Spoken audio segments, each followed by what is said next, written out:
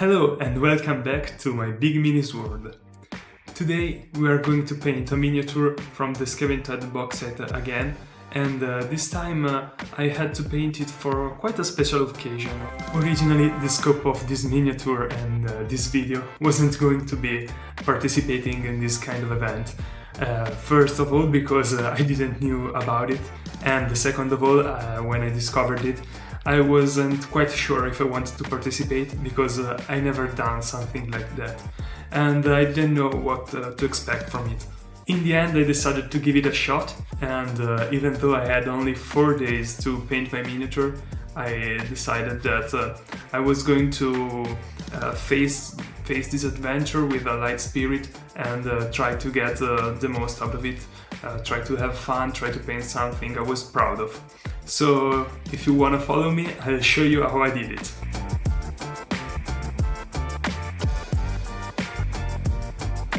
As the first step in this project, I wanted to check if the base and the model would fit together before painting the miniature, so I started by building the base.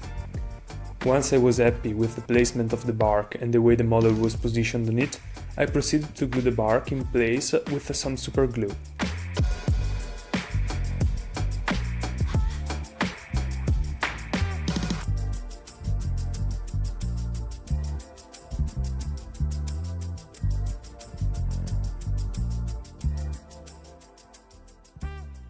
Then I added the usual rocks and some sand with PVA glue.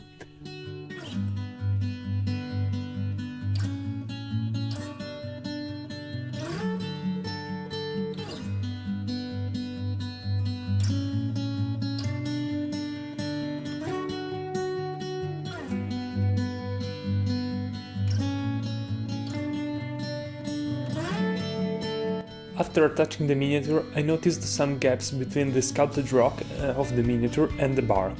To fix this, I grabbed my trusty sprue glue and filled the small gaps.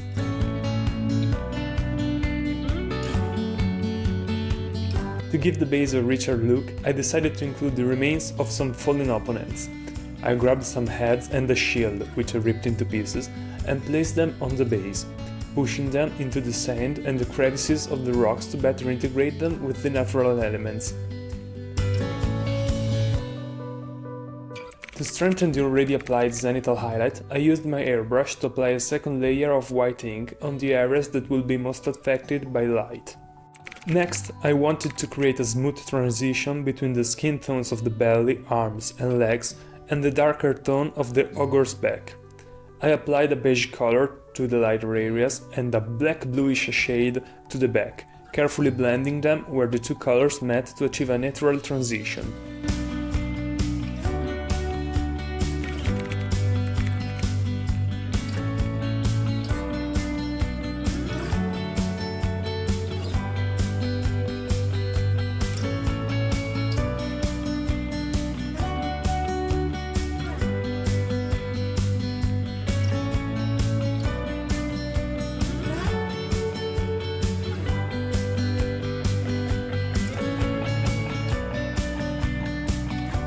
I decided to approach the skin, trying to replicate the texture of the muscles, trying to mimic the muscle fibers, especially in the open wounds area where the muscles will be more prominent, more visible.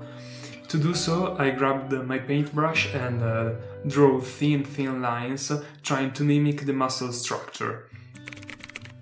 I started by applying the first layer, making sure to fully cover the underlying layer to create a fresh base for painting the muscles.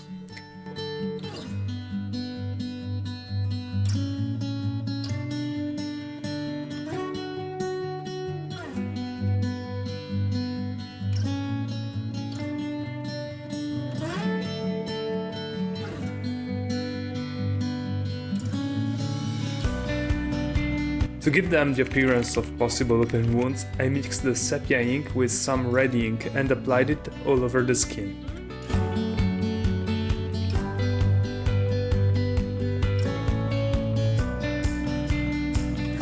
The next step was to bring back the base color, covering most of the skin while leaving the wash visible only on the edges and in the deeper crevices.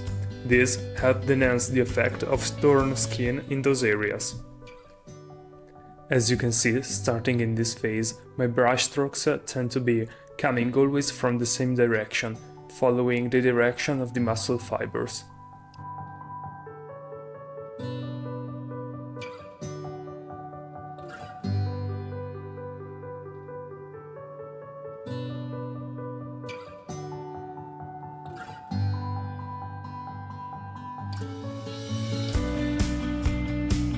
As you can see here, I had forgot to paint some parts of the pink skin on the miniature, but luckily enough I had my wet palette with still all the colors on it, so I was easily able to recover and proceed applying the same colors, the same process I had done before for the other parts of the skin. Using Cadian Flash Tone, I began bringing the highlights to life. As you can see, the most important thing when painting muscles is to avoid separating them with harsh transitions. Instead, they should be connected naturally. For example, while painting the abs, I highlighted the top part first and then blended the sides to connect it smoothly to the next muscle. As I continued, I gradually added more Cadian Flash Tone to the mix to further enhance the highlights on the model.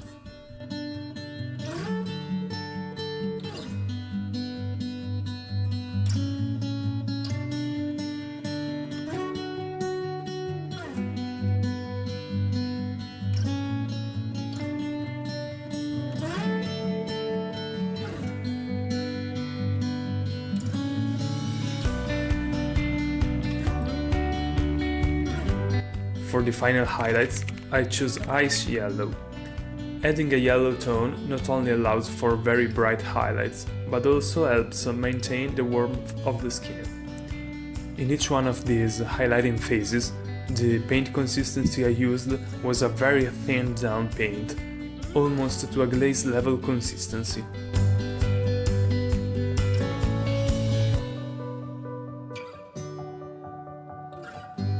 Using a mix of periscopes and steel grey, I started highlighting the Ogor's back. Periscopes was a fantastic color for this job because of its black-bluish tone, which works particularly well with the base color.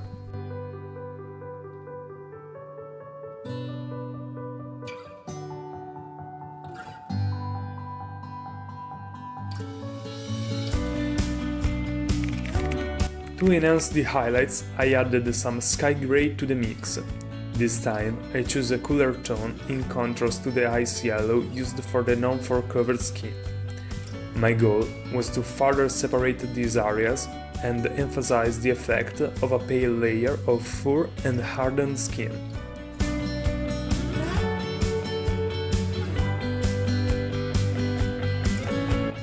Similarly to what I did on the skin, I tried to create movement on the flat areas of the fur by using thin brush strokes to mimic the texture of fur.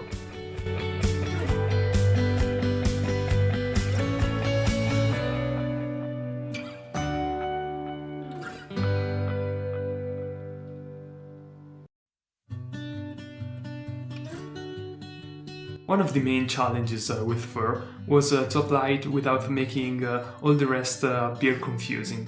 So I decided instead of going with all the layers applied on the skin, to only highlight it with the extreme highlight, with the brightest color, to help better separate it from the rest of the skin. To paint the rest of the skin, I added to the beige color some silver grey and started painting the hands, feet, the head and the belly, on which I used the same technique used to paint the abs of the uncovered skin, recreating that natural transition.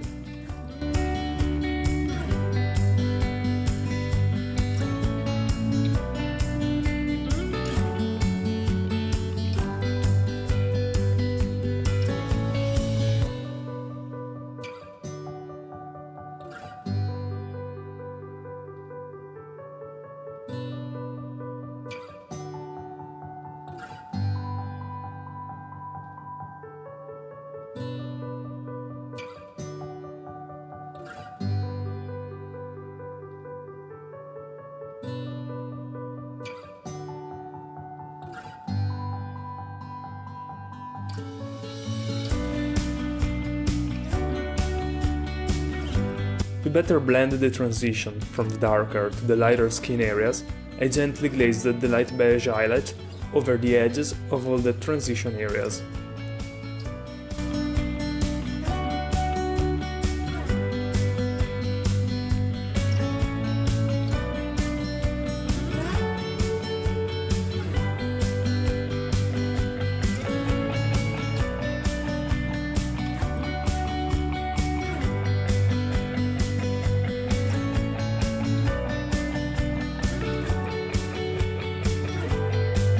When painting the head, one of the main focal points, I pushed the highlights further by adding more silver grey than in the rest of the skin.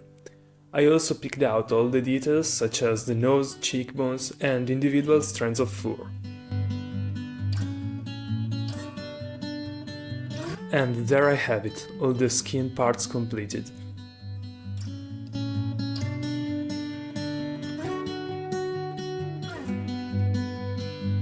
Initially for the metallics I wanted to go for non-metallic metal, but a full-time job, an injury at my hand and only 4 days to prepare the miniatures made me opt in the end for true metallic metal. And I think the result was quite good even with this technique. For sure we're going to cover how to do non-metallic metal in future videos, so stay tuned if you want to see how it's done.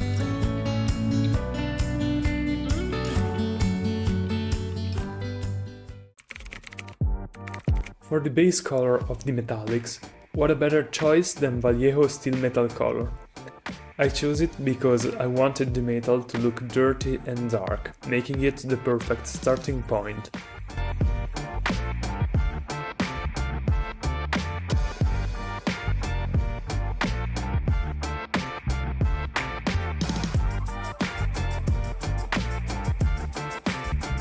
To add some color differentiation between the metallic parts, I gave the pipe and the container on the back a copper tone using tin beads.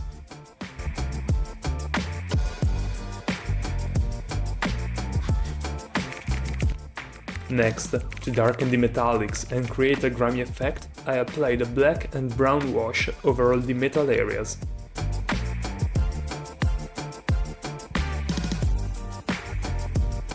After I applied the first wash, I noticed that the effect that I got was a little bit too green, so to fix it, I took back my black wash and applied a second layer using it, to darken down a bit the tone. Once the wash was dried, I was happy with the tone I achieved, so it was time to start highlighting the metal.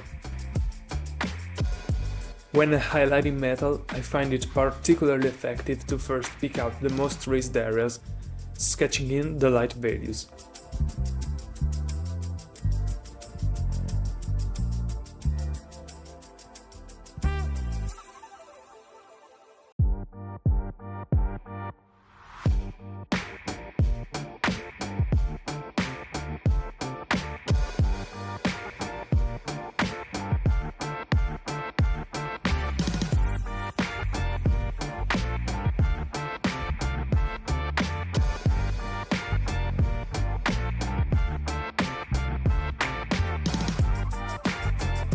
Then I use a dry brush to blend the transitions together.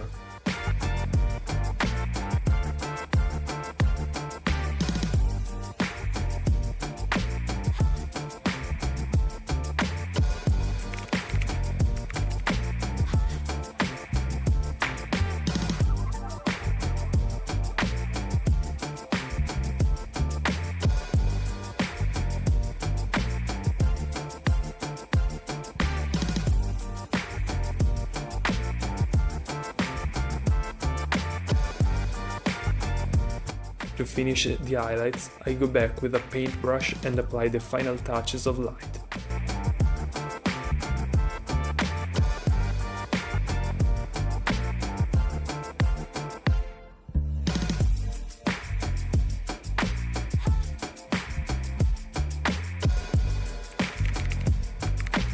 When adding effects, like in this case with the corrosion effect from Vallejo, I always like to proceed slowly. So first I diluted it with a lot of water and then, if needed, I proceeded applying it a second time or even without diluting it.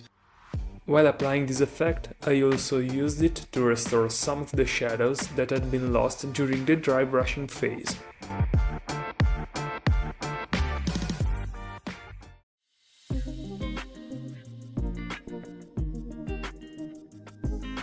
With only 2 days left, it was time to finish all the remaining details on the miniature, leaving the final day for completing the base, adding the finishing touches and shooting the photos for the entry. For the tail, I established a violet undertone by mixing heavy violet with silver grey to desaturate it slightly, preventing the violet from being too overpowering in the recesses. Then, to give it more realistic skin appearance, I added Cadian flesh tone to the mix and started highlighting, gradually increasing the amount of Cadian flesh tone and silver grey, focusing almost only on the areas exposed to the light.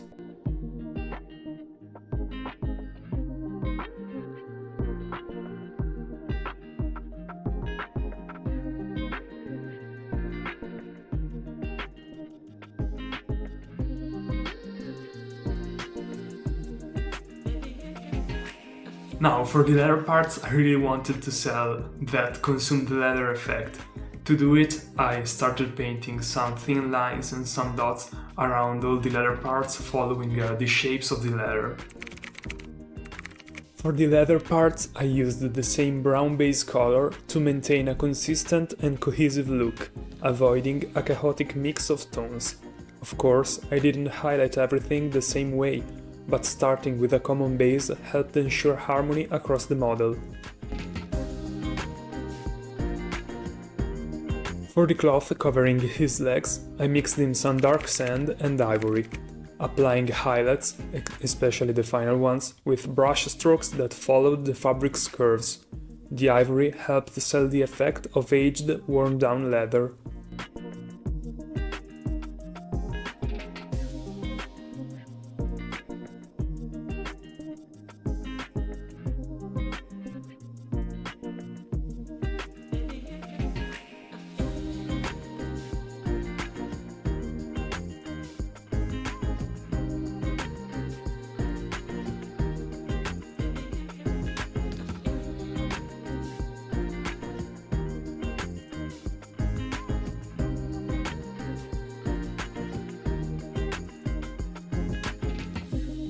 As you can see here, after applying the first 2 layers of highlights with almost full coverage, I started applying the final 2 or 3 layers using a lot of thin, streaky lines. This helped me achieve the effect I was aiming for.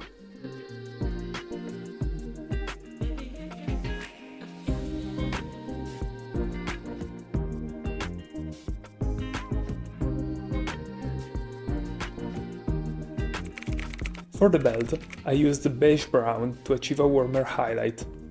In some areas, I also added small dots and scratches to create a more textured and interesting look.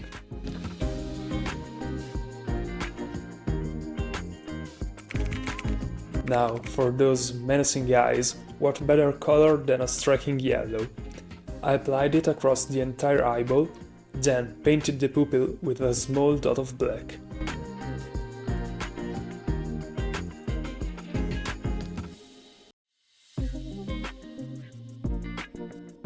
To enhance her realism, I added an even smaller white dot for a reflection.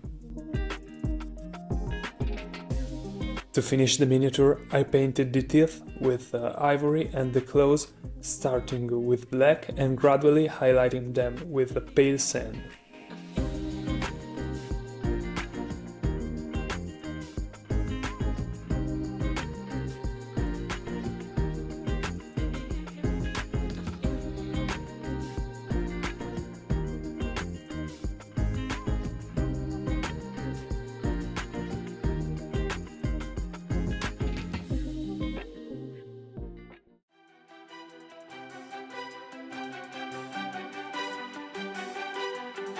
Unfortunately, the footages of me painting the rocks on the base went lost because in this video I'm still using my phone as a recording device, and it went out of memory, so I didn't notice it. And when I came back and went to look for these footages, simply they weren't there. It stopped and I wasn't able to find them in any way. If you wanna still see how I did it, you can simply go to my previous video, as I applied basically the same process on painting the rocks and the mud on the base. So go give it a look. And from the next video, I hope I will no longer have these problems, since I finally bought a proper camera stick for my new Canon, and I will start using it as a recording device. After giving the base a full black undercoat and painting the rocks, I toned down certain areas using a black wash. Then I painted the mud with Trickery brown, highlighting it by mixing in dark sand.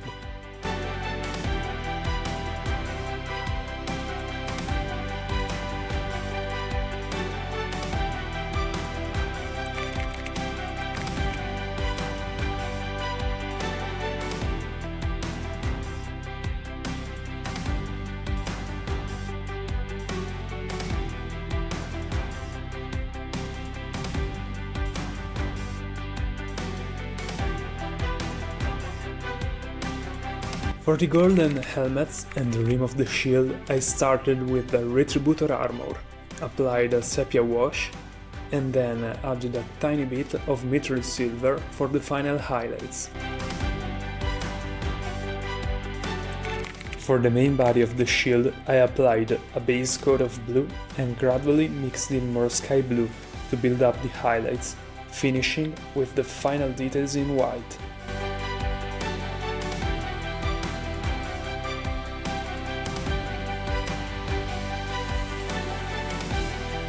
Once again, if you want a more in-depth look at how I paint gold and blue for my Stormcast Eternals, check out my previous video.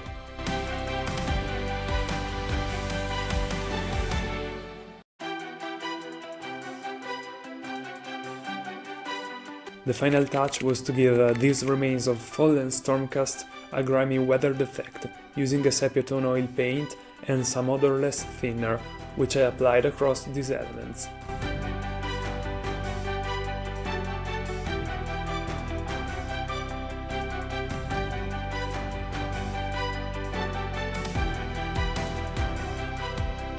And after painting the rim of the base black, here's the final result.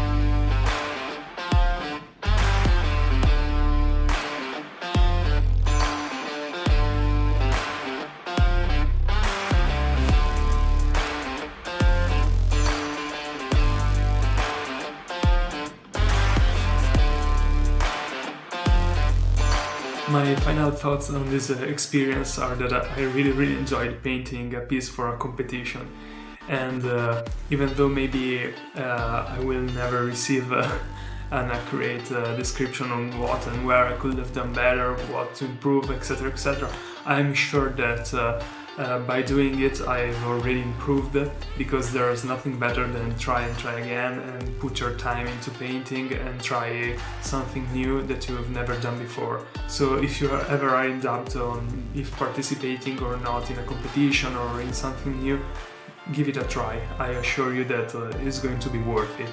Well guys, don't forget to let me know what you think about my entry and what you want to see next. Consider to like and subscribe, and meanwhile don't forget to keep moving forward through your journey in this big mini world.